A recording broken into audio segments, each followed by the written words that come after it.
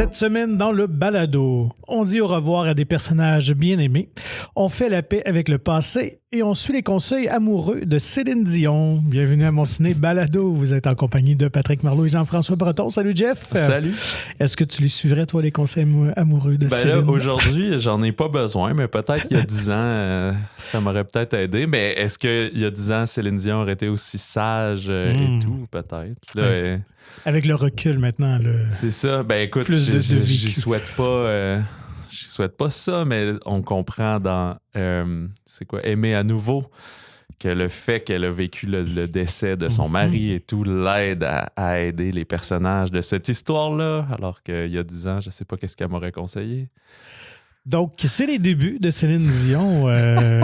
Toi, tu veux pas partager ton expérience? Mon vécu. Ben, moi non Est-ce que plus, tu comprends les paroles de Céline Dion? Est-ce que tu les ressens? Oui, c'était d'une grande richesse.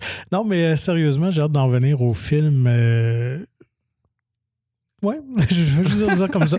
Laissons ça de même. Mais écoute, ça avait quand même fait jaser qu'on avait annoncé évidemment la participation de Céline Dion à ce film-là, Love Again. Donc, on va vous reparler parmi les sorties de la semaine.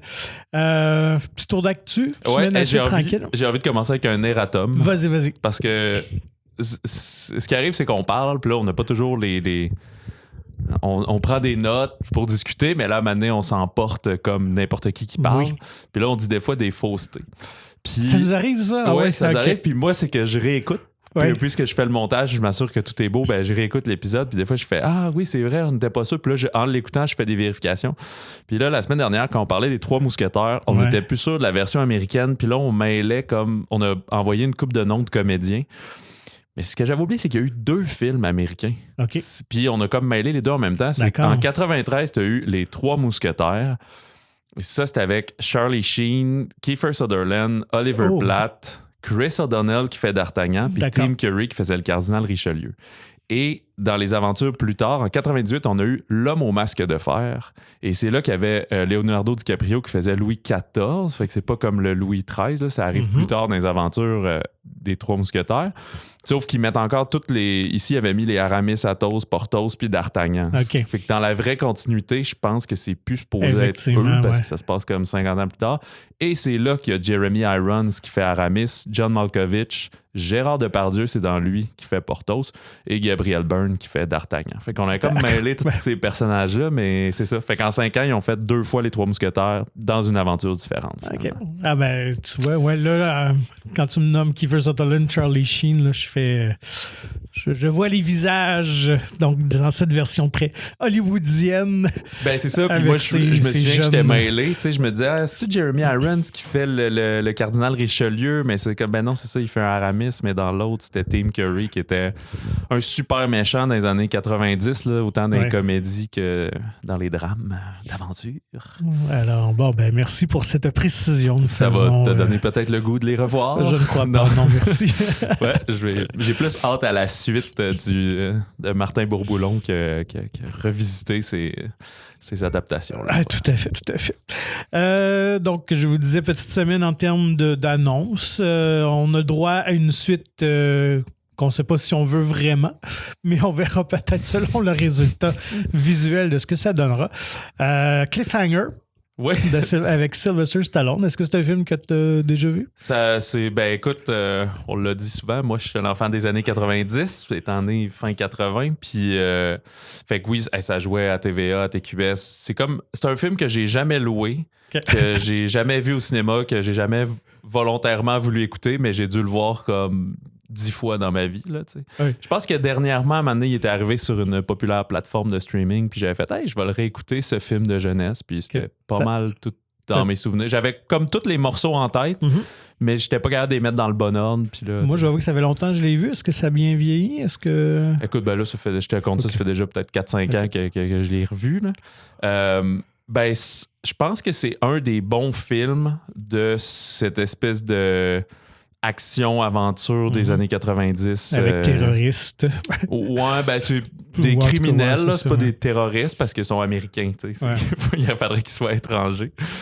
Puis, et c'est drôle, il y a Michael Rooker là-dedans. Oui, c'est vrai. Et qu'on parle des Gardiens de la Galaxie plus tard, qui était un de ses nouveaux retours au cinéma.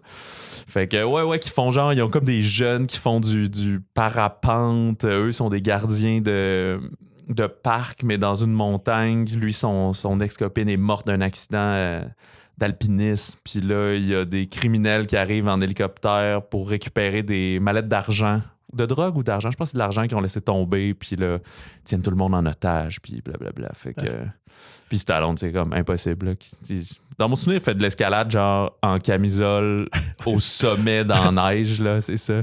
Il y a une passe en dessous de la glace aussi. Il retient son souffle, mais tu sais... de l'eau qui te mettrait en hypothermie en quelques secondes, puis lui, il est en dessous de ça pour aller tuer quelqu'un avec son pic, puis... c'était badass. Ouais, moi, j'en regarde. Mais je suis pas sûr que je veux une suite à ça c'est comme ce que 20 ans plus tard. C'est ce qu'on a annoncé. 30 ans plus tard. Ouais, ça devait être quoi, 94? 93. Fait que, c'est ça, on est 30 ans déjà. Ben là, on est 30 ans, puis on annonce qu'il y a... Il n'y a pas de date de sortie encore. Mais le scénario est écrit ou... est en train d'être écrit, je pense. OK. Donc, Sylvester Stallone va revenir. On ne sait pas à quel degré s'il va avoir un rôle secondaire de mentor auprès d'une nouvelle génération d'alpinistes ou s'il va être au cœur de l'intrigue. Ça reste à voir. Moi, j'en gardais de bons souvenirs, honnêtement. C'était un peu le comeback de Stallone. À ce moment-là, il y avait comme une petite période creuse à la fin des années 80, début 90. C'est ça, Cliffhanger, et après les Arrête où ma mère va tuer, puis ces affaires-là. Oscar, là, où il avait tenté sa main à la comédie sans grand succès. Il paraît que c'était toutes des... que Arnold Schwarzenegger le trollait. Souvent, je pensais que c'était une rumeur, mais elle n'a jamais été démentie qu'il faisait passer le mot que lui était intéressé à quelque chose, Schwarzenegger.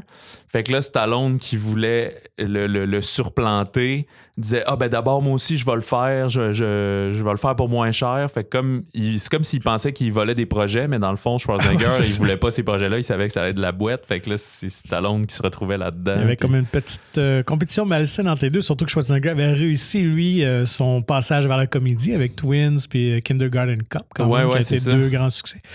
Alors, c'était quoi là? Junior? Qui est arrivé un petit peu après, mais ça amorçait le déclin d'Arnold, malheureusement. Par contre, à mon souvenir, où il n'a vraiment pas marqué les esprits, Stallone n'a pas eu de film de Noël.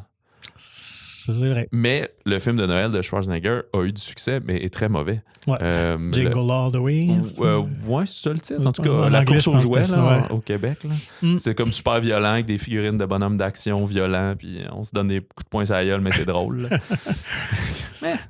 Donc, le film Cliffhanger 2 sera réalisé par Rick Roman Waff, qui, le nom vous dit peut-être pas grand-chose, mais si vous avez apprécié Angel Has Fallen, Greenland et Kandahar qui sort bientôt avec Gerard Butler, les trois. Ouais, c'est ça. Donc, ça risque... Je pense que c'est l'homme pour le projet, là. Ça nous donne... c'est un ancien cascadeur. Donc, je suis allé lire un petit peu, son nom me disait strictement rien. Donc, dans les années 90, justement, fait beaucoup de doublures d'Arnold, de Sylvester Stallone et tout ça. Donc, fait que je pense qu'il connaît bien, justement, tout ce que ça prend pour avoir des scènes d'action excitantes.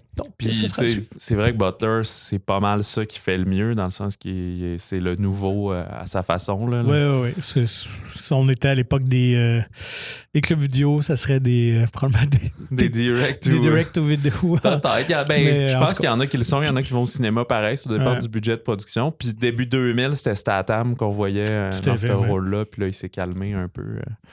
Dans un autre registre, mais toujours aussi suite, est-ce que c'est vraiment désiré? On a Gladiateur 2, qu'on sait que Ridley Scott amorce le tournage très bientôt pour une sortie quand même en novembre 2024. Là, donc, c'est dans un an et quelques.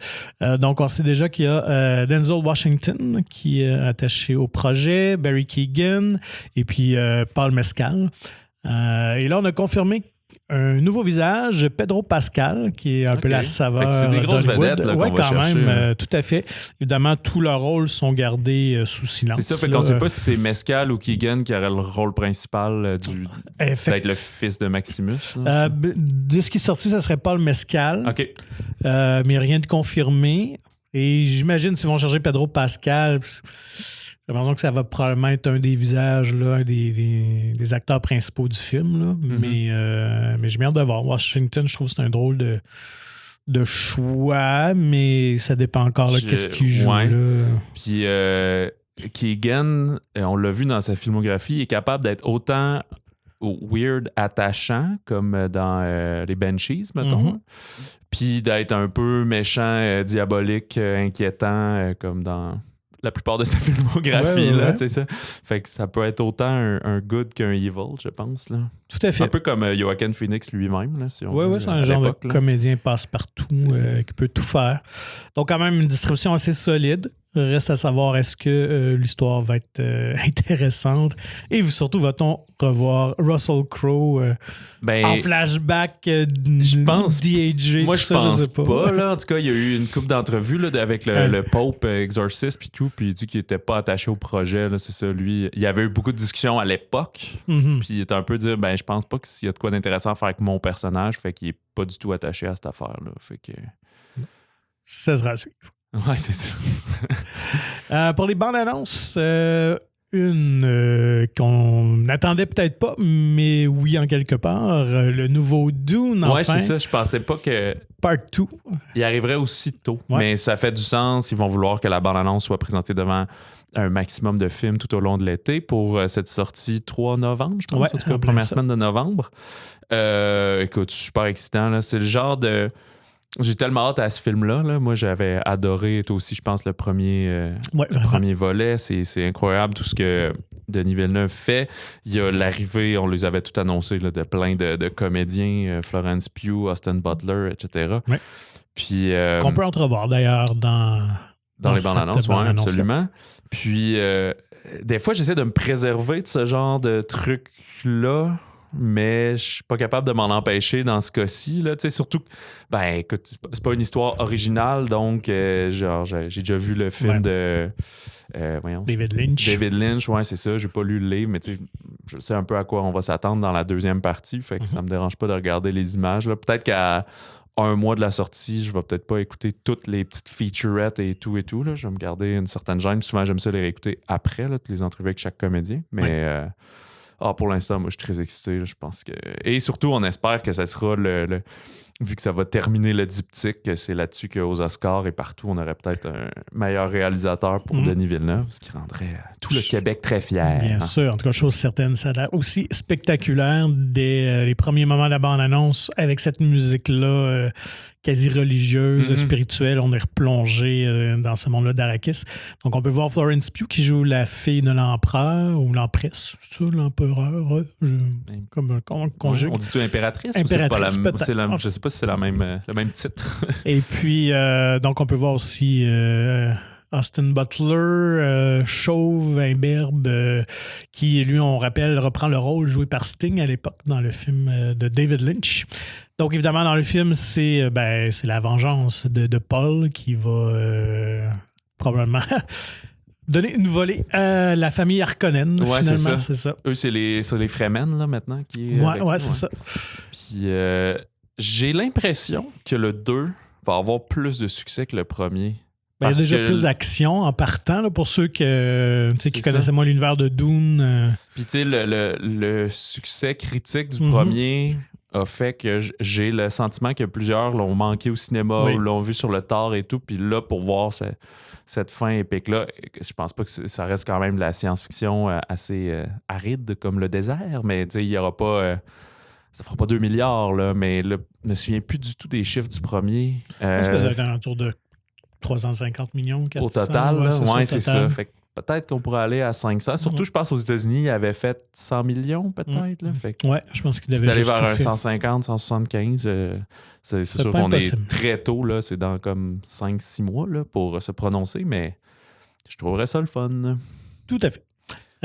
Film qui sort cet été, le 11 août, c'est Gran Turismo, que moi, je connaissais de nom, mais je n'étant pas un gamer, donc je n'ai jamais joué à ce jeu de PlayStation, mais je pense que c'est quand même un des grands succès de la console. Oui, absolument, c'est ça. Fait que c'est pas pour rien que c'est Sony qui fait le film. Là. Tous ces droits-là sont à Sony PlayStation, Sony Pictures, etc. Là. Comme quand ils ont fait le film de Uncharted il y a 1 an à peu près. c'est drôle, j'ai l'impression qu'il est comme associé à moi à cause que j'avais parlé des nouvelles parce que j'en ai parlé quelques fois. Au début, ça m'étonnait qu'il fasse un film. Après, il annonçait le casting, Orlando Bloom, David Harbour, Jimon Unsu. Il y a plein de beaux mondes là-dedans. Mais écoute, je suis pas plus excité que ça. Par contre, le fait que ce soit Neil Blomkamp qui le réalise, depuis District 9, ça va quand même en descendant le succès de ses films. Mais je pense que ça reste un bon technicien d'action et tout. Fait que faire des séquences de voiture, je pense que c'est quelque chose qui lui plaît, mais c'est pas son scénario. Je crois que c'est exactement ce qu'on pense que ça va être. Un gars qui est super bon jeu vidéo, gagne un concours, se ramasse à pouvoir piloter. C'est pas de la Formule 1, mais des NASCAR ou quelque chose comme ça. Ça dit inspiré d'une histoire vraie. Ben oui, je suis allé fouiller là-dessus. Parce que quand j'ai vu ça, dès le départ dans la bande-annonce, je dis quoi? C'est quoi cette affaire-là? L'histoire vraie, c'est que le jeu existe. Mais quoi? Non, effectivement, il y a un pilote de britannique, j'espère que je vais bien prononcer son nom, Ian Mardenborough, qui est devenu, je pense que c'était la 3e édition du grand championnat de Gran Turismo. Et c'était devenu, c'était le 3e champion, mais le plus jeune jusqu'à ce moment-là. Il était début vingtaine. Et le prix, c'était un essai justement avec l'écurie Nissan. Ouais, là, c'est tout le film est commandité Nissan. C'est ça. Puis il pilote encore aujourd'hui. Ça fait une dizaine d'années que c'est arrivé, je pense, en 2013. Puis, effectivement, il a comme réalisé son souhait de devenir pilote de course. Là, puis, fait que ça donne un peu plus de crédibilité à toute l'histoire du film de savoir que tout ça existe. Ouais. Après ça, écoute. Donc ça pourrait être une belle surprise. Exactement, parce que j'appréhende neutrement ce film-là. Je me dis, c'est pas des bonnes séquences de courses de voiture. Je suis pas non plus vraiment pas un fan de courses de char, en fait. Fait que j'ai pas vu tant de films et tout. Je demande qu'à être impressionné. Tout à fait. Mais bon, à se laisser surprendre au mois d'août. Et en septembre, au Québec, Sophie Dupuis, donc les deux, on avait adoré son dernier film, Souterrain, nous présente Solo. Ça risque de faire jaser. Oui, ça va faire jaser. Encore avec Théodore Pellerin, on pourrait dire son acteur chouchou qui est au centre de ces 3 longs métrages jusqu'à présent. Dans le monde des drag queens, on parle pas ici de lecture de contes dans des bibliothèques, mais il est vraiment dans le monde des bars et du spectacle de drague. Ça a l'air l'univers de Michel Tremblay, je trouve, pas mal dans l'annonce. Là. Ah, je sais pas. Je connais pas assez l'œuvre de Michel. Puis, fait que, il est pogné dans une relation il démarre en fait une relation qu'il croit idyllique, mais qui est plus toxique. Il y a un sentiment d'abandon avec sa mère, qui est une chanteuse d'opéra, jouée par Anne-Marie Cadieux, qui est pas mal on et off dans sa vie, puisqu'elle est toujours en tournée mondiale. Fait que là, il essaie de connecter avec elle à ce moment-là. Fait que je pense que ça va être quelqu'un qui va avoir besoin de s'affirmer puis de se respecter lui-même pour sortir de ses mauvais patterns. Fait qu'on est plus dans le drame introspectif, je pense, mais dans un milieu qu'on a très peu vu, pas jamais vu, mais très peu vu au cinéma québécois, entre autres. Et je me souviens, il y avait une télésérie il y a plusieurs années avec dans le monde des drag queens, avec René Richard-Cyr. Oui, c'est vrai. Cover Girl, que ça s'appelait, je pense. Ouais. Je me dis que ma mère écoutait ça. J'avais écouté un peu. C'était très comique, là, ouais. Mais bref. Ouais, là, on est plus dans le drame humain. Mais esthétiquement, ça a l'air vraiment moi, j'ai très hâte de voir ça. Ouais, c'est ça. Je pense que ça a changé de titre. Au départ, c'était pas annoncé comme ça. Je pense que ça devait s'appeler Drag, puis ils ont changé. Peut-être qu'ils avaient peur que ça a l'air d'un film de char. Drag Racing. Un mois après Gran Turismo, Drag. Est-ce que me permet de revenir aux actus? Oui. J'ai comme oublié l'annonce de financement de nouveaux projets parce que j'ai décalé mes notes, ils sont mis après bande-annonce. Le chaos. Donc, juste revenir rapidement donc sur l'annonce de... j'en ai retenu 3 qui sont peut-être pas nécessairement les plus intéressants, mais je dirais qu'il y a les plus gros noms. C'est les films que la SODEC finance et qui vont être en tournage dans la prochaine année. Effectivement. Donc, on va voir sur nos écrans en 2024. Non, logiquement. Donc, Ricardo Troggi, on avait déjà parlé là, qui faisait une suite à sa trilogie, finalement, faire un quadrologie, je sais pas. Donc, 1995 jusqu'à là. C'est ça le titre. Ça va se passer dans le temps des fêtes, j'imagine? Sur cette année-là, en fait, ça va être sur son expérience sur la course Destination Monde. OK. Alors, on va suivre un peu cette expérience-là. Fait qu'il a confirmé son désir de vouloir faire du cinéma. De ce qu'on comprend du synopsis, c'est qu'à cette période-là de sa vie, même s'il avait fait du court-métrage, il n'était pas trop certain et tout ça, il était un peu en remise en question. Et puis finalement, lorsqu'il a été sélectionné pour vivre cette expérience-là, ça a vraiment changé sa vie. Donc, on va suivre, je pense, une grande partie du film va se dérouler en Égypte. Donc, je ne sais pas si tu te rappelles-tu de cette émission-là, la course Destination Monde? J'ai jamais écouté ça. Je sais que ça a bâti plusieurs réalisateurs. Denis Villeneuve aussi, ça se peut. Villeneuve, tu as eu Patrick Masbourian aussi. OK. Je pense Philippe Falardeau. Oui, Philippe Falardeau. Donc oui, plusieurs sont passés par cette série-là qui était vraiment intéressant où on envoyait justement plusieurs candidats dans différents pays et ils devaient faire à chaque semaine un petit reportage, un petit court-métrage sur ce qu'ils vivaient. Donc, il n'y avait vraiment pas de thématique imposée. Et c'était le dimanche soir où leur film était projeté. Et il y avait un jury qui donnait des points selon le mérite et tout ça. Là. Donc, c'était vraiment du cinéma vérité. Gang Ho style, tu avais 4-5 jours pour tourner, monter ton film. Oui, puis c'était pas du numérique en plus. Non, c'était pas du numérique. Fait que tu envoyé ça par la Poste Express. Ouais, puis je veux dire, même ton montage, tout est un petit peu plus compliqué. Là. Aujourd'hui, je veux dire, l'idée de faire un bon film est toujours aussi difficile, mais il y a quand même une technologie qui aide sur la rapidité de certains éléments, genre le montage. Ben oui, on pourrait tout faire maintenant avec notre iPhone. Donc, très, très hâte de voir ça. Donc, évidemment, c'est toujours Jean-Carl Boucher qui revient dans la peau de Ricardo Troggi. Sinon, il y a aussi Fanny Cloutier, qui va être le film pour ados de 2024, j'ai l'impression. Quand même tiré d'une série best-seller de Stéphanie Lapointe, qui était une des gagnantes de Star Academy, si ma mémoire est bonne. OK. Puis qui a aussi donc écrit cette série-là, Fanny Cloutier, qui fonctionne très bien chez les jeunes. Et c'est Yann Englund qui va réaliser le film. Toujours avec des ados, mais peut-être moins dramatique, tragique cette fois. Ouais, moins tragique, mais ça tourne alentour de la mort du personnage, de la mère du personnage principal et tout ça. Donc, c'est bien hâte de voir ça. Et sinon, Villeneuve, aussi un autre projet qu'on attendait circuler. Voilà, tout est dans tout, de Daniel Roby. Donc, sur, évidemment, Gilles Villeneuve. Ça, évidemment, on n'a pas annoncé encore qui incarnera le comédien. Ça va être gardé pour une autre fois. Oui, puis là, ça va être tourné sûrement cet été, je sais pas, dans... À Berthierville, j'imagine, Berthier. C'est-tu la Naudière, ça, Berthier? Bonne question. Je connais moins mes régions administratives. Dans ce coin-là. Donc voilà, petit tour d'horizon, mais en tout et tout, c'était 14 projets là, qui ont reçu l'aval de la SEDEC, mais c'était peut-être les plus connus. Là. Fait que...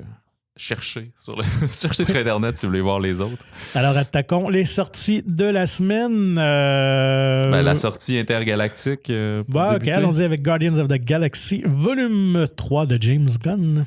OK, j'ai essayé de résumer ça. D'abord, d'entrée, on annonce que c'est le dernier volet vraiment des Gardiens, surtout parce que c'est James Gunn qui est le maître d'œuvre au cinéma pour ces héros inattendus-là. Là. Je me souviens, c'était quoi, 2011 peut-être, le premier film? 2014. Ouais. Puis ça sortait vraiment de nulle part. Là. Personne ne savait c'était qui, là, avec un arbre et un raton. C'était des personnages très obscurs de bande dessinée. Exact. Et c'est pas mal lui qui a mis, je pense, sous toute réserve, c'est lui qui a amené ce ton-là de très humoristique. Ouais. Qui maintenant a été surutilisé dans la sauce MCU et de tous les super-héros, qui vient des fois décharger la tension dramatique. Là. Genre gros combat, mais on fait des petites blagues au travers. Mais lui le manie très bien, je pense. Ouais. Et l'utilisation du needle drop.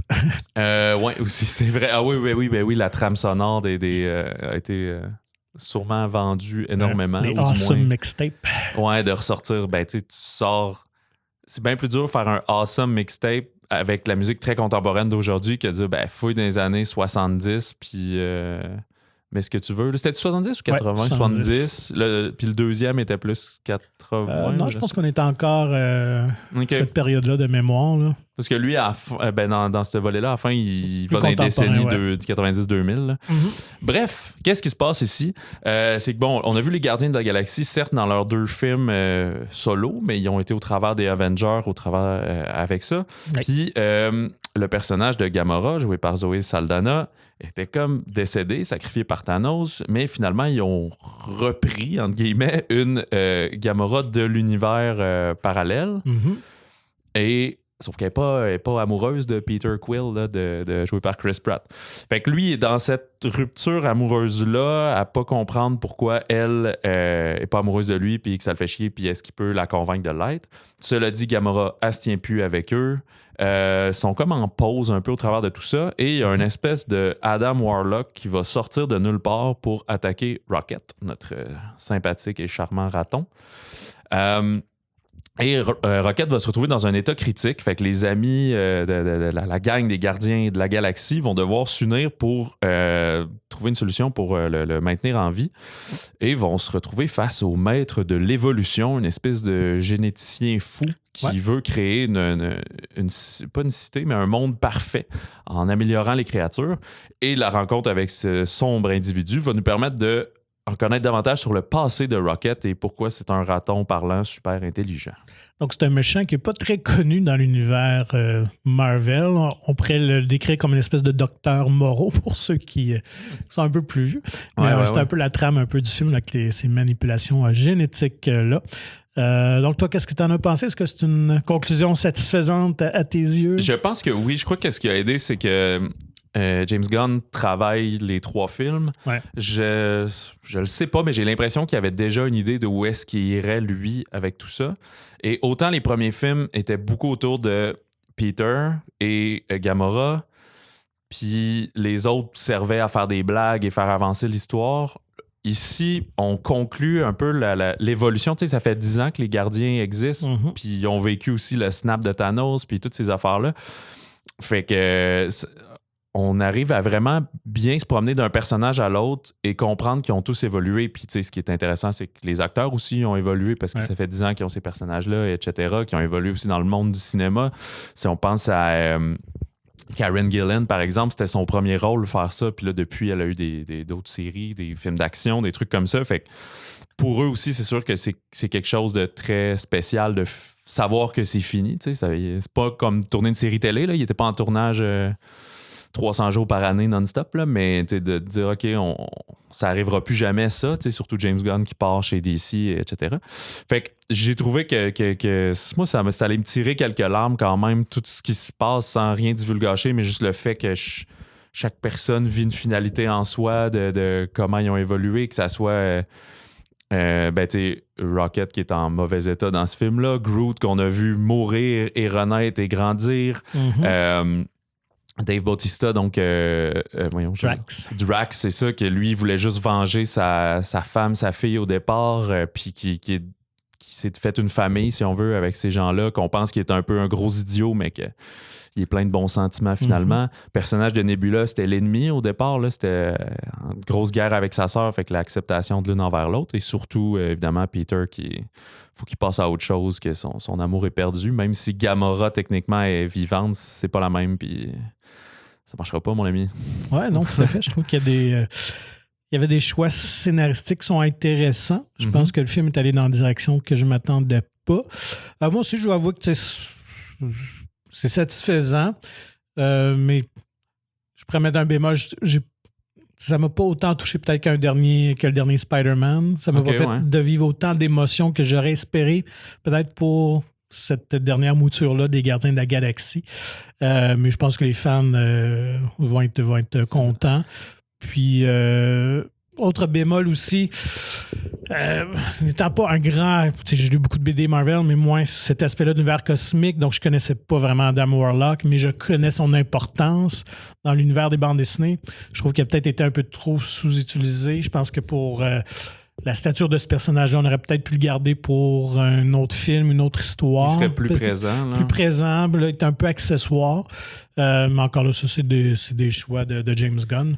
Puis, tu sais, le passé de Rocket est beaucoup raconté par flashback. Ouais. Puis c'est comme j'écoutais le film puis je comprenais pourquoi ils font ça, parce que ça conduit bien, ça permet de passer d'une scène à l'autre en mettant un flashback au milieu pour qu'on comprenne de plus en plus qu'est-ce qui s'est passé précédemment avec Rocket. Puis, tu sais, sans rien dévoiler. Mais c'est un peu faible comme façon de faire aussi, de mettre toujours un flashback vers le blanc, puis là, il se passe ça, puis là, on revient au temps présent, puis là, on retourne. Et il y en a beaucoup aussi. Peut-être un petit peu trop. Ça aurait peut-être raccourci. Cela dit, c'était quand même un film de 2h30. On commence à être habitué dans ce genre-là. Moi, j'ai pas trouvé tant de longueur. C'est vrai que si on allait gratter avec un scalpel, on pourrait couper un petit peu partout, mais en même temps, je me suis pas emmerdé à certains moments. Non, c'est toujours Il y a des bonnes séquences d'action, une espèce de plan-séquence. Bon, souvent, des fois, c'est tout du rabouté, puis c'est une tricherie de montage et filmage, mais c'est quand même un exploit, justement. C'est quasiment aussi dur, je pense, le faire d'une claque que de tricher pour que ça ait l'air d'être fait d'une claque. Fait que, ouais, qui sont quasiment un peu au ralenti, puis tu vois tous les 5-6 gardiens en même temps qui se débattent contre des vilains. Tout à fait. Moi, je pense que le grand charme de cette série-là, c'était les personnages. Et c'est toujours un plaisir de les retrouver. Ils ont vraiment une chimie évidente, les comédiens entre eux. Et leurs personnages sont bien écrits, vu qu'il y a des moments très tendres, très drôles aussi, évidemment. Je pense que c'est ce que Gunn réussit à bien faire avec les Gardiens de la Galaxie. Ben, c'est pour ça aussi que son Suicide Squad, même s'il était passé un peu dans le beurre, était beaucoup plus réussi que l'autre. Il est comme... Je sais pas comment il fait, mais tu peux y confier 9 personnages, puis il va être capable de tout bien les travailler pour que même dans le non-dit, tu comprennes qu'ils sont quelqu'un, puis ils sont pas juste un faire-valoir qui fait une blague. T'sais.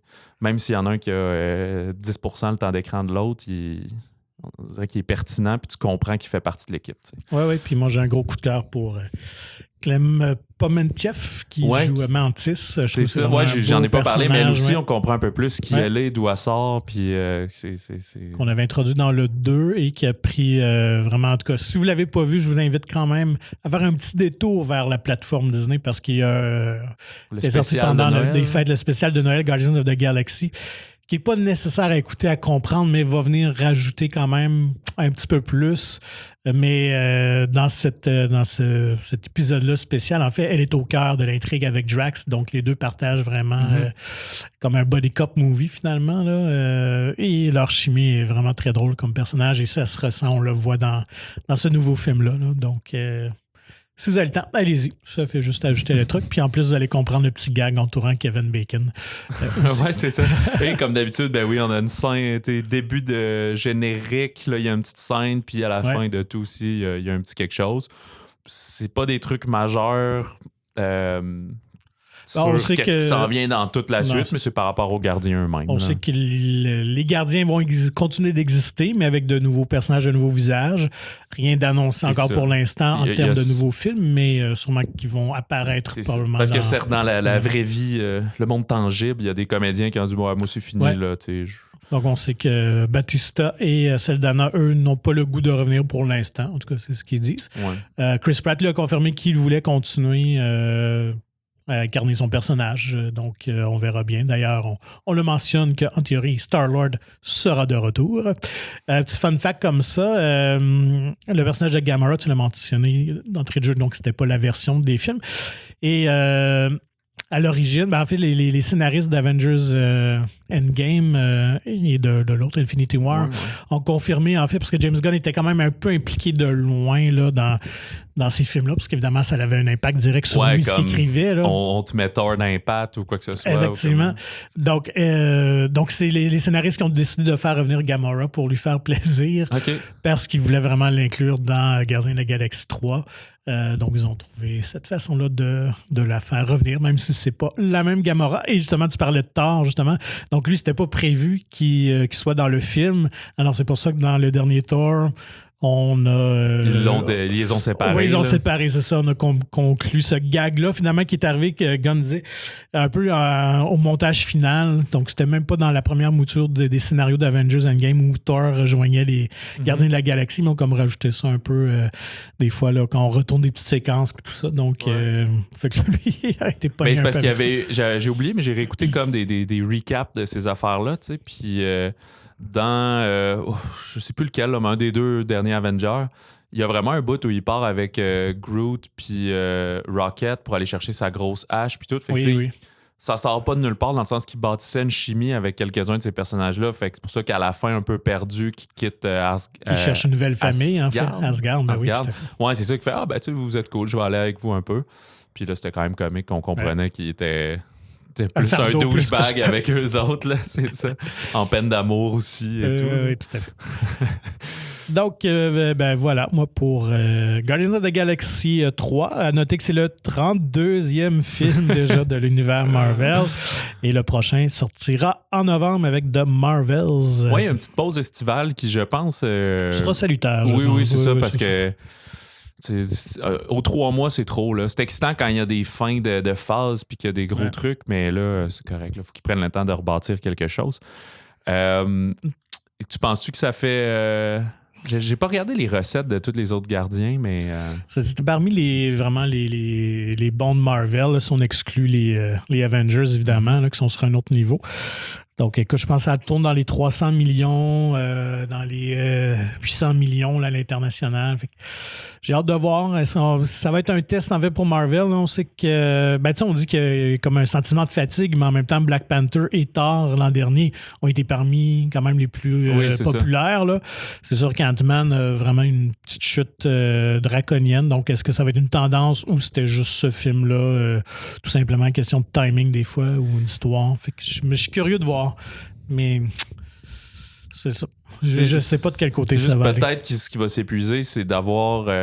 il y a toujours des cinémas qui arrivent à garder le film pendant 12 semaines, là, mais pour la plupart, je pense que ça sera peut-être plus des 8 semaines à l'affiche, mais peut-être plus du 5 semaines, parce que comme un gros film américain standard, là, ça veut dire que on se rue au brancard le premier week-end, mais après ça, le commun est mortel, il y a peut-être moins de réécoute parce qu'à cette heure, 10 semaines, 12 semaines plus tard, il est sur Disney+. Il y a ça aussi, oui. Ils se nuisent un peu eux-mêmes, des fois, je pense. Oui, tout à fait. Je pense que c'est peut-être ça aussi un peu. Là. Les gens vont au moins le revoir 2-3 fois au cinéma.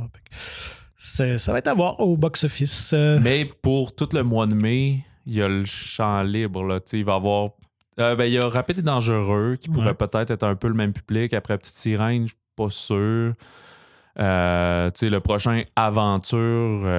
C'est de Flash, pas mal. Ouais, c'est vrai, de Flash 16 juin, puis Indiana Jones 30 juin. Fait qu'il est capable d'avoir tout le mois de mai là, pour capitaliser là-dessus, sur la nostalgie. Alors, pour ceux qui préfèrent les comédies romantiques, allons-y avec Love Again de James Strauss. Oui, Aimer à nouveau au Québec avec Priyanka Chopra Jonas, Sam Egan, que j'étais là, voyons, sa face me dit de quoi, puis j'arrivais pas à le replacer, mais c'est Jamie Fraser dans Outlander, la télésérie. Et Céline Dion. Ben. Céline Dion. C'est de l'adaptation d'un livre allemand de 2016. En fait, non, je pense qu'il est plus vieux que ça. 2009, oui. 2009, qui s'appelle SMS für dich. Là, genre, c'est comment ils l'ont appelé? Coup de foudre par SMS. Ouais. Mais il y avait eu un film en 2016. Ouais. Fait que là, je sais pas exactement si le film ici est adapté du film ou adapté du livre. Là, si ils sont retournés au matériel source. Ou, de ce que j'ai vu, c'est vraiment... non, c'est pas du tout fidèle au roman. Parce que j'étais curieux de voir justement dans la version allemande qui jouerait le rôle de Céline Dion, parce qu'évidemment, elle n'était pas dans le film. Mais ce n'est pas du tout ça l'histoire. On pourra en reparler. Okay, mais il y a des grandes différences. Ouais. OK. Qu'est-ce qui se passe ici? Là? Je vais essayer, parce que je ne veux pas tout compter. Là. On est à New York. On suit Mira Ray, qui est une autrice et illustratrice d'une populaire série de livres jeunesse qui met en scène une chenille qui refuse de grandir et d'avoir ses ailes de papillon.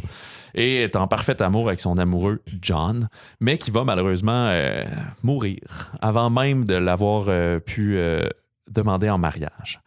Et on se transporte 2 ans plus tard. Elle a toujours pas fait ce deuil-là, c'est quand même comprenable.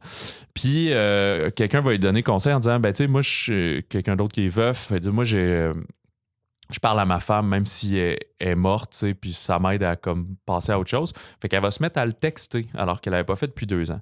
Sauf que Rob, qui vient d'être embauché comme un nouveau journaliste culturel dans un gros média new-yorkais, reçoit un nouveau cellulaire de travail et par une espèce de peut-être hasard cosmique et électrique, se met à recevoir ces SMS-là. Fait qu'elle les envoie pensant que le numéro est plus affecté puis qu'elle fait juste parler comme à son ex. Son ex. Mais lui reçoit ça, ne répond pas, puis commence à trouver ça vraiment profond, ce qu'il reçoit comme message, va essayer de l'épier un peu pour arriver à la rencontrer. Et au travers de ça, il est affecté à la couverture de la nouvelle tournée de Céline Dion. Fait qu'il faut qu'il écrive un gros article sur elle. Mais honnêtement, il aime pas vraiment ça puis il comprend pas pourquoi le monde capote avec ces paroles-là quétaines. Fait que Céline Dion va être un peu une espèce d'ange gardien au travers là-dedans qui va dire c'est peut-être parce que t'as pas connu vraiment l'amour puis là, blablabla, va s'immiscer là-dedans. Mais là, lui, il est comme un peu en train de mentir. Donc, comment tout ça va pouvoir se passer et est-ce que Mira Ray est prête à s'ouvrir à l'amour à nouveau comme un papillon, peut-être. Voilà. Fait que c'est exactement ce que vous pensez que c'est. Oui, tout à fait. Écoute, ça ne réinvente vraiment pas la roue. Ça a même la facture, je dirais, d'un Hallmark movie, là, on s'en cachera pas. Comme un Hallmark bonifié. Ouais, genre, les acteurs, les comédiens sont meilleurs, les décors ont l'air pas en carton. C'est comme un... C'est ça, c'est un peu une rom-com classique, mais avec un bon budget dedans. Là. Avec de très bons sentiments. Donc, si vous aimez ce genre-là, vous ne serez pas déçus, honnêtement. Moi, j'avoue que j'avais pas de grandes attentes, mais écoute, ça m'a diverti. Là. On sent bien. Puis, honnêtement, j'ai été surpris par un Priyanka Chopra Jonas. J'ai trouvé très crédible, là, un travail très honnête, là, sans être wow, mais parce qu'on s'entend qu'elle n'a pas une grande feuille de route. Ouais, je sais. C'est le genre de personne que je sais pas pourquoi on la connaît, mais elle est connue. Dans le dernier Matrix, je pense qu'elle a fait un peu de télé. Je pense qu'elle a tourné beaucoup plus en Inde. Mais on a l'impression qu'elle est plus connue, malheureusement, pour être Miss Nick Jonas, là, tu sais. Qui d'ailleurs qui a un très beau caméo dans le film. Ouais, c'est ça, c'est le coquin là, qui vient faire une première date très douchebag, mais sachant qu'ils sont mariés dans la vraie vie, c'est ça qui devient Et surtout, moi, c'est Céline Dion. J'étais curieux de voir comment elle s'en sortirait. Bon, elle joue elle-même, on s'entend, mais elle répète un peu croche ou faux un peu, mais finalement, j'ai trouvé très honnête. J'ai trouvé très bien. Puis surtout, d'autant plus que j'ai lu que finalement, toutes ces scènes, elle les a tournées à part sur green screen parce que c'était en pleine pandémie. Okay. Donc, elle ne pouvait pas aller à New York. C'est pour ça qu'ils sont souvent sur des divans côte à côte, jamais vraiment entrelacés. Oui, c'est ça. Donc, encore avec cette difficulté-là même, je trouve qu'elle a une aisance quand même. Là, puis elle joue bien. La comédie un peu, là, tu sais, elle peut rire un peu d'elle-même. Là, donc, on doit être quand même dans les derniers films là, tournés. Probablement, oui. Parce que le temps que ça soit fait, mise en marché, fait que ça doit être un film qui est tourné en 2021, peut-être. Fait que là, tu sais, déjà, les films qui ont été tournés l'an dernier, ils doivent plus avoir trop ces limites-là de proximité et tout, là, je pense, là, depuis qu'il y a des vaccins et tout. En tout cas. Donc, puis je te parlais tout à l'heure. Donc, de l'histoire, effectivement, dans le roman, tout l'aspect de Céline Dion n'est pas là, en fait. Okay. Donc, ça a été vraiment. Mais c'est-tu un journaliste? Une illustratrice. C'est l'illustratrice, ça c'est conservé. Lui, dans le roman, c'est un journaliste sportif qui est avec sa blonde encore, mais qui est comme plus vraiment en amour, puis finalement va retomber en amour avec cette fille-là. Donc, quand même assez différent. Mais je serais curieux de voir comment James Strauss, le réalisateur, qui est également scénariste, a réussi à obtenir Céline Dion, là, quand même. Un gros coup de maître, donc je ne sais pas par quel office il est passé. Mais en même temps, c'est une bonne idée parce que tu l'as mentionné qu'elle parle de son deuil avec René et tout ça. Donc, c'est un bel effet miroir à ce que l'héroïne vit. Fait que je trouvais que c'était quand même une bonne idée, cet angle-là. Je trouvais ajouter à l'histoire, là, honnêtement. Oui, parce qu'elle est très... elle a beaucoup d'empathie là-dedans, puis c'est bizarre d'être autant soi-même puis de se livrer, mais c'est sûr qu'elle a dû faire énorme entrevues. J'ai jamais lu ses biographies et tout. Je sais pas si ses bios étaient parus. Il y en avait eu une très populaire à un moment donné, avant le décès de René Angélil. Oui, puis d'ailleurs, on la voit dans le film de Georges Herbert Germain, ce qui est très drôle parce que là, en plus, c'est la version anglaise traduite de sa bio qui avait été faite au Québec. Donc, c'est quand même drôle. Puis, fait à noter, je sais pas si c'est parce qu'il est journaliste culturel, puis il est fan de sport, puis des Knicks de basketball aussi, tu sais.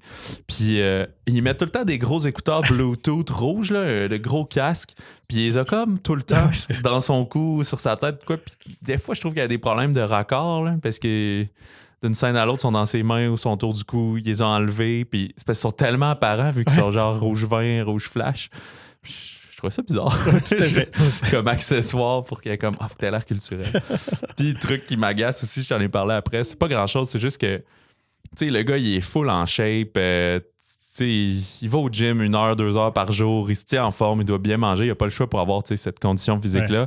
Mais dans ces films-là, c'est tout le temps comme si c'était son corps normal, puis qu'il est pas très bon cuisinier, il mange des céréales tout le temps.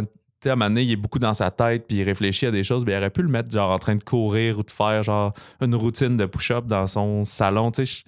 Ça peut avoir l'air douche, mais à un moment donné, ça a juste l'air crédible aussi. Personne n'a comme... C'est ça. Pas ce physique-là normal. En sacrant son hygiène de vie, puis en dormant sur le divan tous les soirs, puis tu sais, c'est comme... Mais non, là. Est-ce que c'est son personnage d'Outlander qui est revenu dans le... Oui, c'est ça. Peut-être, c'est vrai. J'oublie toujours la dimension de voyage dans le temps de cette série-là. Donc, si monsieur voulait faire plaisir à votre copine pour une sortie romantique, je pense que dirais, moi, mon bémol, c'est que c'est pas le plus comique. Il y a des films de ce genre-là, des fois avec Jennifer Lopez aussi, qui a beaucoup d'humour, qui a des comic relief au travers. Là, tu vois qu'il y a ses collègues de bureau, il y a la sœur du personnage de Priyanka qui sont sympathiques, mais c'est pas de moment où je me suis tapé ses cuisses, par exemple. Mais j'ai pas roulé des yeux non plus. Là. Ça va bien pour ça. Mais je pense que ça va être une sortie de fille. Là. On va être dans le cliché, là, mais je pense que ça va être ça. Surtout l'engouement Céline Dion au travers. Ça me faisait bizarre. Nous, on l'a vu en version originale anglaise. Parce que, tu sais, Céline Dion, je l'entends toujours parler en français. Là. Quand elle fait des entrevues ici, elle les fait en français. Fait que de la voir elle-même parler en anglais, j'étais comme... Ah, c'était bizarre. C'est une Québécoise qui parle anglais, qui parle super bien, mais quand tout même de un même, petit accent, là, ça me fait un petit quelque chose. Tu sais. Je ne sais pas si elle s'est doublée pour le film. Effectivement, ça... Le film est doublé au Québec, mais je ne sais pas si elle est venue faire ça. Je ne sais pas. Logiquement, je pense qu'elle était à Montréal au moment où elle a tourné ses scènes, elle était ici. Donc, logiquement, ils ont peut-être fait... je sais pas, des takes en français et en anglais. Peut-être. Ça serait la chose la plus haute s'il avait vraiment tourné comme des pubs canadiennes. Là, ils tournent en même temps avec des fois, c'est le comédien bilingue, mais sinon, ils vont juste... On la tourne en français, on la tourne en anglais pour le Québec, le Canada anglais. Les publicités de Bell puis d'affaires comme ça, ils font souvent ça. Sinon, allons dans un tout autre registre avec Arrête avec tes mensonges d'Olivier Payon. Le titre pourrait quasiment se mettre sur Love Again. Tout à fait, oui. Mais non, c'est moins rom-com, mais plus drame, pas sentimental, drame. Film français de Olivier Payon, adaptation du roman quasiment autobiographique de Philippe Besson. On est... ils sont pas à Cognac, je pense, comme en banlieue, mais dans la région. Là. Puis en France, fait que un populaire écrivain, Stéphane Belcourt, va accepter de parrainer le bicentenaire d'une célèbre marque de cognac en retournant dans ce qui était son village où il a grandi, son village natal, mais il n'est pas retourné depuis des dizaines d'années.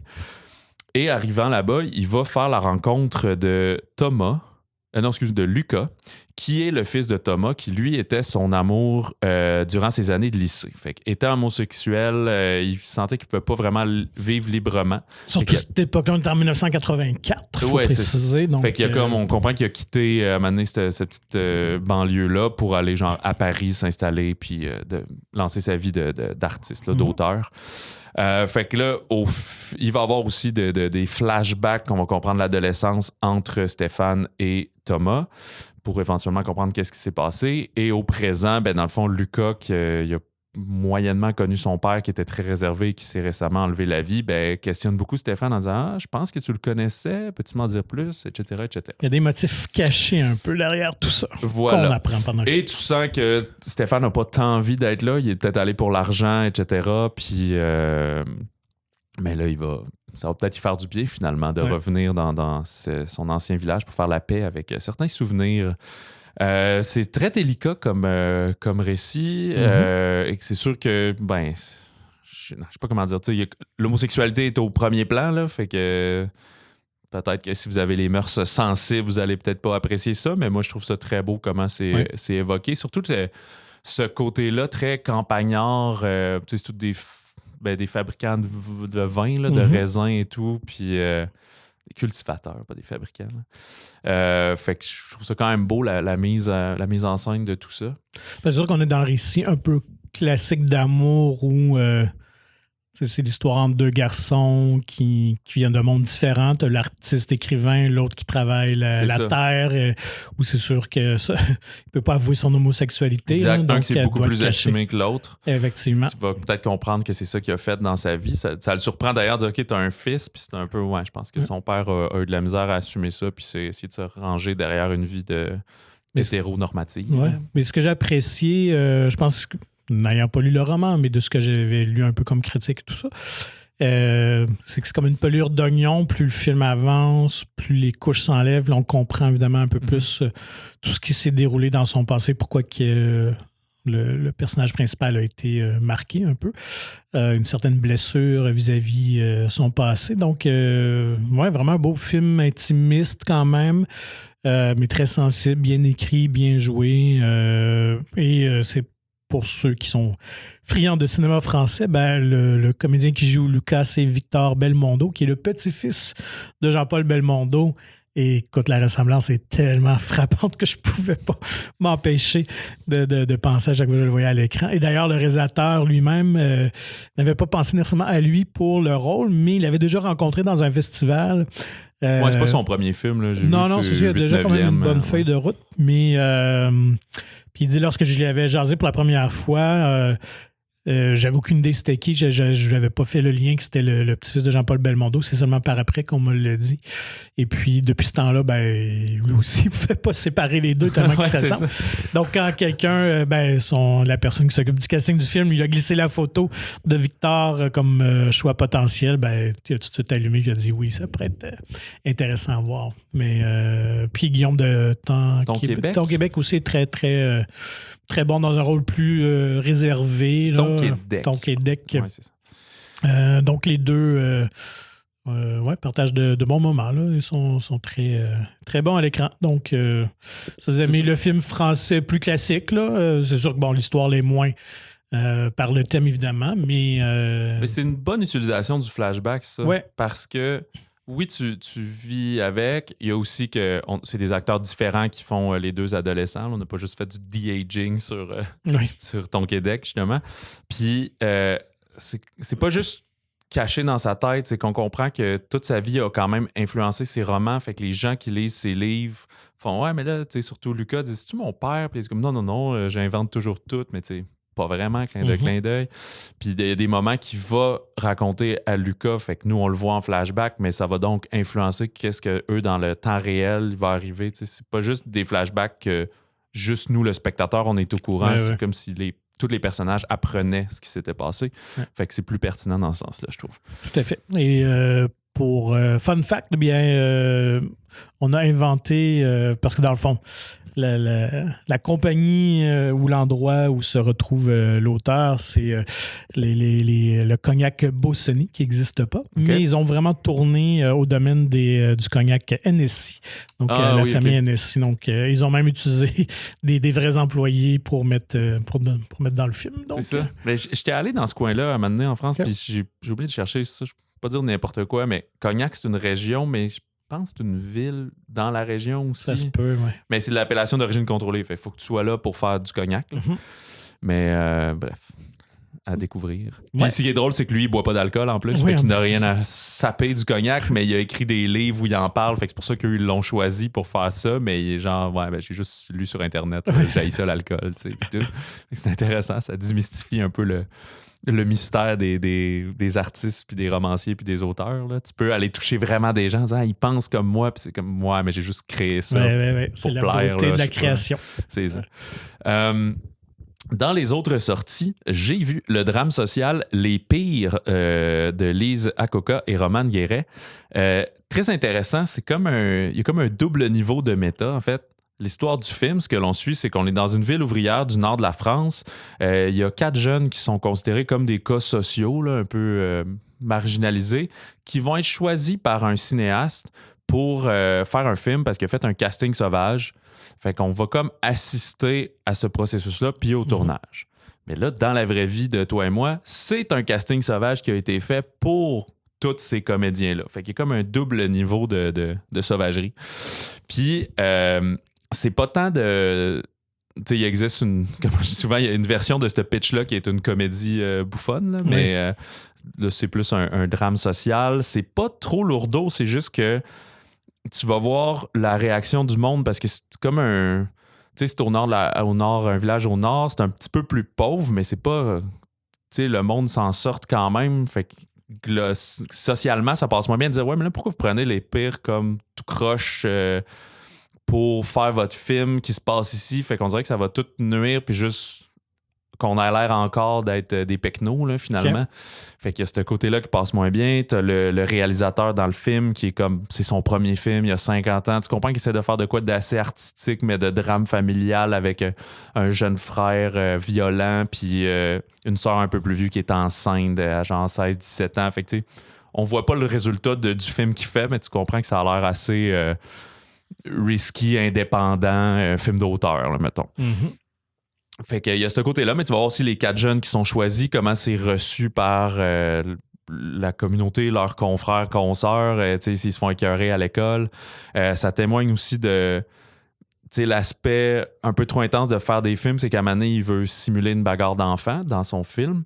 Mais là, il va comme aller crinquer les jeunes un avec l'autre pour qu'ils se battent pour vrai. Puis tout le monde est comme, OK, mais là, on devrait couper la scène. Puis il est comme, non, c'est authentique, on continue. Mais ça traumatise comme tout le monde. Fait que, ça, c'est un peu drôle quand on le compte, mais c'est pas déchirant à regarder comme film, mais c'est vraiment intéressant, toutes ces couches-là qu'on voit. Puis au final, ben, tous les comédiens et comédiennes sont vraiment brillants, sont vraiment bons, de mettre tout le poids de ton film sur 2 jeunes principalement, dont un qui a genre 10 ans. Là. Okay. Fait que non, c'est vraiment cool. Et les 2 créatrices, ben en fait, c'était des directrices de casting et des coachs d'enfants acteurs. Okay. Et elles avaient fait un court-métrage en 2016 qui s'appelait Chasse royale. Et c'était comme la portion juste casting. Fait que juste le monde qui fait un casting pour faire un film. Puis le court-métrage a été récompensé à Cannes en 2016. Fait que là est venue l'idée de faire le long-métrage, donc le tournage du film en plus. Puis, ce qu'ils ont fait, c'est qu'ils ont commencé par le casting. Puis là, une fois qu'ils ont trouvé les jeunes qu'ils trouvaient assez solides, assez bons, ils ont improvisé beaucoup avec ces gens-là pour faire ressortir des personnages de tout ça. Okay. Et là, sont allés en écriture avec ce qu'ils avaient construit. C'est ça. Plutôt que leur forcer à jouer des personnages typés, ben, ils ont fait développer le personnage, puis après est venue l'histoire. Fait que c'était quand même drôle, tu te fais caster. Puis surtout avec des enfants, là, on en parlait, entre autres du plongeur, je pense. Tu fais ton étape de casting, mais ton tournage est comme 2 ans plus tard, là, finalement. Fait qu'ils ont tous grandi un peu. Fait qu'il faut que tu sois en prévision de dire, je veux un jeune de 10 ans, fait qu'il faut que je trouve un jeune de 8 ans ou de 7 ans ou de 9 ans, mais je peux pas le prendre tout de suite à 10, 11, il va avoir l'air trop vieux. Ben oui. Surtout à ces âges-là, là, vieillir de 2 ans. Ça paraît. Tu passes d'enfant à adolescent, là, tu sais. Fait que y a ça, tu sais. Fait que le personnage principal, t'as un jeune assez violent, puis tu vois qui est comme un peu, je vais pas mettre les diagnostics puis tout, mais tu sais, un peu hyperactif, pas très focus à l'école et tout. Puis t'as une jeune que elle, son jeune frère est décédé, elle s'est pas trop remis de ça. Puis elle passe pas mal tout ça dans la sexualité, fait que ça fait un ado un peu confus là, de genre 16-17 ans qui va même avoir le béguin pour un des techniciens de plateau de genre 30 ans. Yeah.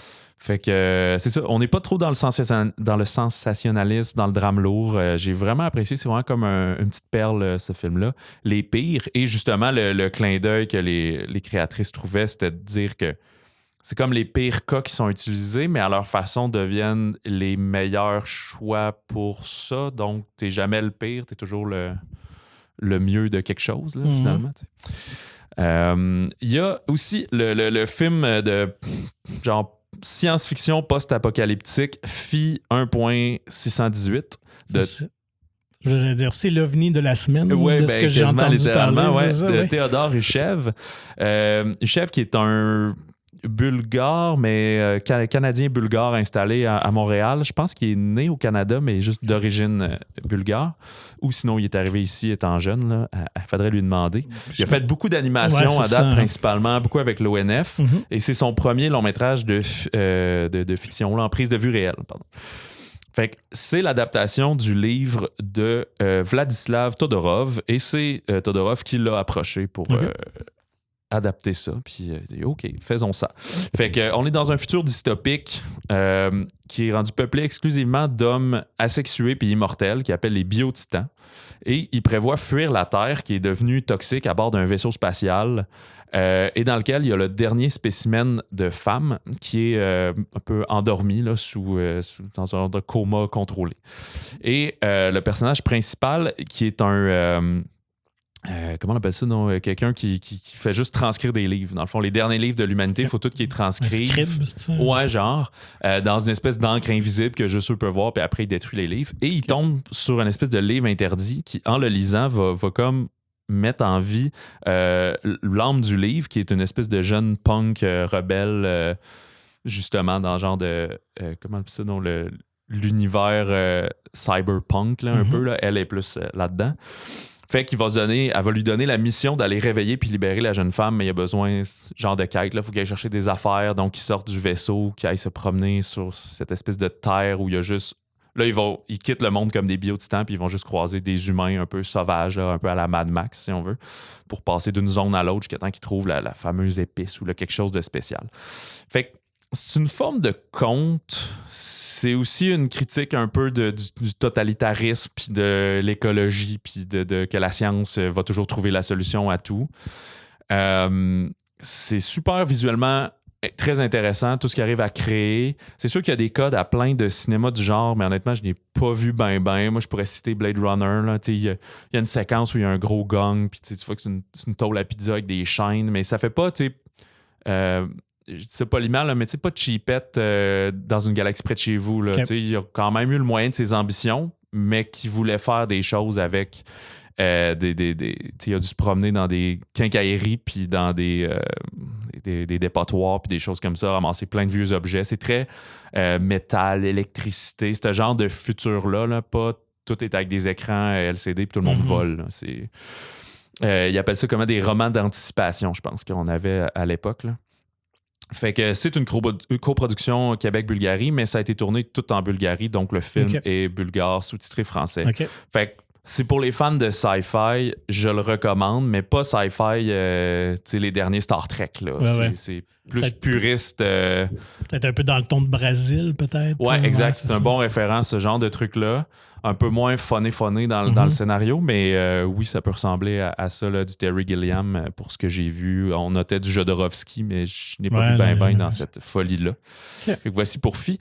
Et dernier, le documentaire / film d'essai de la semaine, c'est David contre Goliath de David B. Ricard, que lui a accumulé des courts-métrages puis des projets inachevés. Puis il va se mettre à se questionner sur ces échecs-là, entre guillemets, sûr qu'il y a toujours un apprentissage à faire là-dedans, mais pourquoi il est incapable de mener à terme ses projets. Fait que c'est un truc introspectif, mais vraiment pas vaniteux, parce que il va aller rencontrer de ses amis, collègues qui œuvrent dans le milieu, puis il va à sa façon se faire remettre à sa place un peu. C'est pas toujours flatteur ce qu'ils vont lui dire. Comme un genre de roast. Peut-être, mais pas dans la forme. Fait que c'est un exercice personnel qui est risqué, mais c'est réussi comme ça. C'est pas juste pour se faire dire non, t'es beau, t'es capable, finis-les, là, tu sais. Puis il y a un traitement assez éclaté aussi, c'est pas trop platonique, parce qu'il va mettre en scène le fameux récit biblique de David Goliath dans une version très kitsch, muet, en noir et blanc. Puis c'est drôle, les gens qu'il va rencontrer, c'est une partie de la gang qu'on commence à connaître, là. Vincent Biron, mais les scénaristes Éric Kaboulian, Marc-Antoine Rioux, qui ont entre autres coécrit ces trois-là ont travaillé sur Les Barbares de la Malbaie ensemble. Vincent Biron fait beaucoup de direction photo, mais plus que de réalisation, là, comme Bungalow. Puis je pense que Rioux était aussi attaché à faire Radar, il me semble, dans le scénario. Puis il y a aussi la comédienne Dylan Etu, que je ne connais pas, mais la monteuse Annie Hardy. Fait que tu sais, de plusieurs spectres, dans le fond. Puis fait que très intéressant sur comme la création, qui est quelque chose d'assez compliqué pour tous les médias, là, que ce soit en cinéma, en musique, en littérature, finalement, ce fameux sentiment peut-être d'imposteur, mais d'insatisfaction permanent. Là. Tu t'écris de quoi, tu composes de quoi, tu dis c'est fucking hot, puis le lendemain, tu regardes ça, puis tu fais c'est de la grosse merde, je peux pas croire, je vais pas de l'avant avec ça. Fait que c'est très difficile et très humble de devoir continuer.